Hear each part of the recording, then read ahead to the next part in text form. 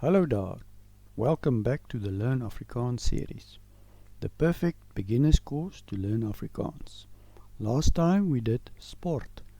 This time we will cover Aanwysings, directions in Afrikaans. Do subscribe if you enjoy our series. Worksheets and earlier videos are available on the Patreon. Les 19, Aanwysings, directions. Today we go over the Afrikaans vocabulary regarding the directions, aanwysings, so you can ask for and give directions. Let's begin. Links, links, rechts, rechts, reguit, reguit. Let's see how they are used in context.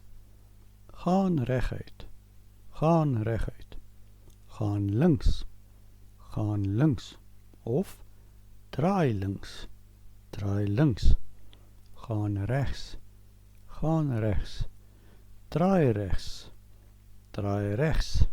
Directions, aanwysings, are usually more descriptive and would mention other details like which streets to take or some important buildings along the way, like neem die eerste straat links.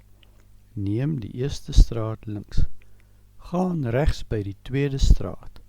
Gaan rechts by die tweede straat. As jy by die stopstraat kom, draai links. As jy by die stopstraat kom, draai links. Draai rechts by die robot. Draai rechts by die robot. By die sirkel, vat die eerste afrit. By die sirkel, vat die eerste afrit. Gaan verby die skool. Gaan verby die skool. Draai om en gaan terug. Draai om en gaan terug. Gaan oor die straat by die robot. Gaan oor die straat by die robot. Die bank is langs die apteek. Die bank is langs die apteek. Next, let's go over asking for directions. Skus, hoe kom ek in die middestad? Skus, hoe kom ek in die middestad?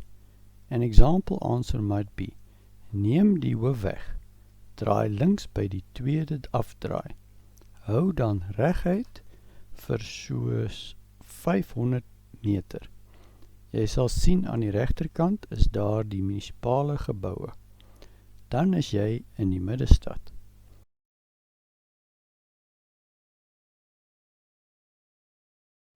After you have received an answer, always remember to say thank you. Baie dankie. Baie dankie. Let's continue asking for directions. We advise you to go watch our video about question words in order to know the basics of questions in Afrikaans. Kan u vir my op die kaart wys waar die park is? Kan u vir my op die kaart wys waar die park is? Hallo, ek soek vir die poskantoor. Kan u vir my uithelp?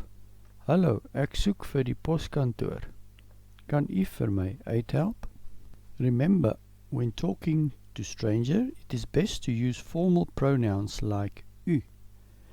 If they are your senior, you can also use oom or tannie to address them. If you want to go over the pronouns, you can watch our video about it. Hallo Tannie, weet Tannie dalk hoe om by die kerk uit te kom? Hallo Tannie, weet Tannie dalk hoe om by die kerk uit te kom? Weet u dalk van 'n lekker restaurant in die omtrek? Weet u dalk van 'n lekker restaurant in die omtrek? Hoe ver is dit tot by Hermanus? Hoe ver is dit tot by Hermanus? Wat is die kortste pad tot by Hermanus? Wat is die kortste pad tot by Hermanus? This episode contains quite a few new words regarding places in a city or town, as well as things related to roads and streets. Separate videos will be made just about these topics. For now, use your knowledge of other Afrikaans words and the English translation to figure out the new Afrikaans words. Thank you for watching. Next time we do plural in Afrikaans, meervoud, as well as an extra video about holidays, special for Christmas, vakansiedae. To test yourself, visit our Patreon for worksheets. Do watch this video again to study effectively.